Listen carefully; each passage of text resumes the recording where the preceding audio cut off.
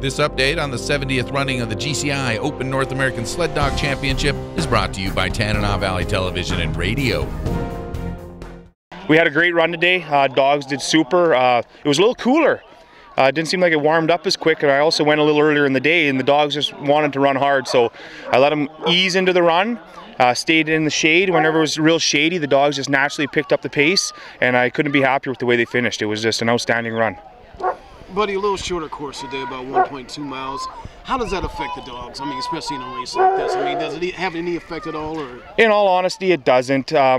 You know, we're still running good mileage. You know, this is typically a 19 to 20 mile race, and it was a little over 20 yesterday, and it's a little under 20 today. So, in all honesty, it's relatively similar. So, I don't think it affected it too much. I do think it was a benefit to the dogs, and that was the reason why they did it. So, kudos to the race for making that strong move, but I believe it was the right move.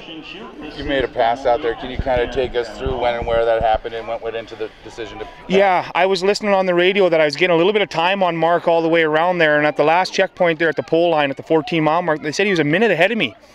And I thought, okay, great, I might not even pass him, because you don't really like to pass. You know, you got two big dog teams, and sometimes it'd be chaotic, but come around the next corner and there's Mark, and he's running at a little different speed than I was, and my team was supercharged, and I come up on him, and he pulled over the side perfectly, and I went right around him, and the team's just running really well. And can you talk about your thoughts going into the longer course tomorrow? Yeah, tomorrow will be 27 miles, so you know, you got to run a little more conservatively. You got to let the dogs pace themselves, but my team just finishing so strong right now. I think they're going to love that extra mileage. Tell me about the leaders, Wilma and I can't think of the other leaders. I'm running Wilma and Skeets, and those dogs have run every heat of every race, and I haven't just run a couple races this year. I've been all over the map. We run a 10-day stage race in Wyoming. Those dogs went every day. We went to the World Championship in Manitoba. They won every day, and then we went to another big one in Manitoba every day, Fort Nelson, BC, and then here they are here. They're just a dynamic pair.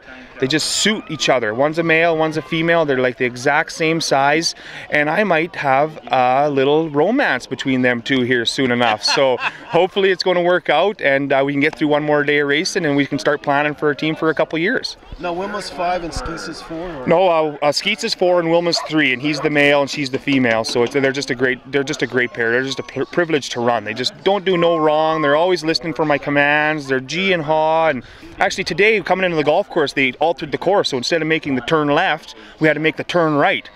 And those dogs only know the left. So we come in there, and she kind of looked back at me because there's a big fence there, and I said G, and she went to the right, and we turned home, and they knew it was time to come home. So it was a good race today. Now they eliminated the golf course today, so you guys ran along Army Road, is that correct? That's right, that's right. They just cut it off. We still run right on the edge of the golf course. We were looking over the chain link fence. I could see the clubhouse and the KFAR tower, but we weren't on the golf course itself. So it was a really good trail. How will you decide? Do you know how many dogs you're taking out tomorrow? Will that be a game time? Well, I went with 17 today. Normally you don't run an odd number. You like to go with an even number, but I had 17 that were just rock solid. And I still got 17 to pick from for tomorrow. I won't run 17. I'll even it up and go with an even number. 16 would be ideal. 14's awesome. I'm happy with where I'm looking at. I'm probably looking at about a 16 dog team tomorrow. I'm happy with how the run went, and one more day, hopefully I can give Buddy a run for his money. We'll see. How long have you and Arlie known each other? How young were you when you first met Arlie? I've been working with Arlie for 7 years. So I did his puppy program and trained his yearlings for those 7 years. So every dog I'm racing are dogs that I've broke as puppies, trained as yearlings, raced as yearlings, and now he was kind enough to let me race them this year. So. Just a real simple question, but what's an advantage to going through that process of taking care of these dogs when they're puppies and getting to know them when they're a little older? Even though you're not racing them, what's an advantage of getting to know these dogs as they get older?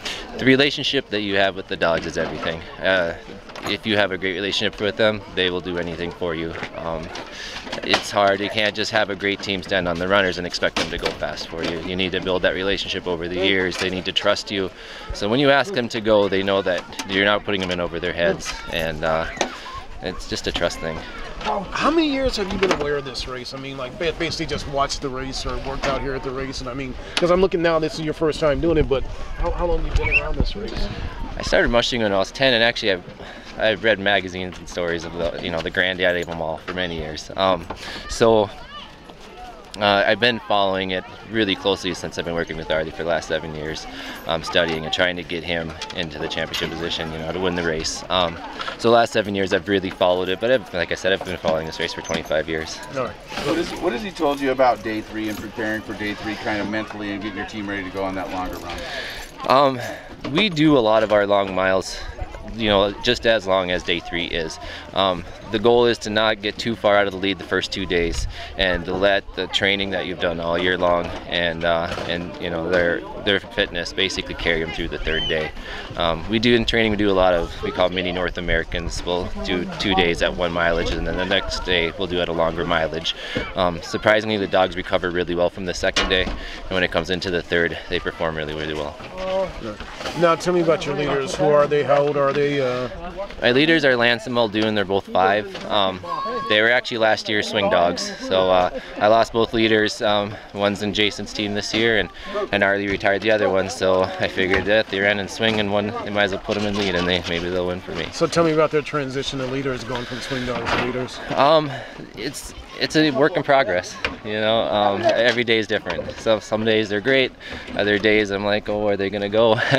But they're learning, they're getting better, they're getting more confident. So. Okay, how old are they, and tell me about the breed they are. They're both 5. One is Kyle Poker, which is a dog out of Arlie's yard, and one out of Eric Lancer's yard. And then Lance is the father's out of Kyle, and the female is Warner and a Reddington mix. So.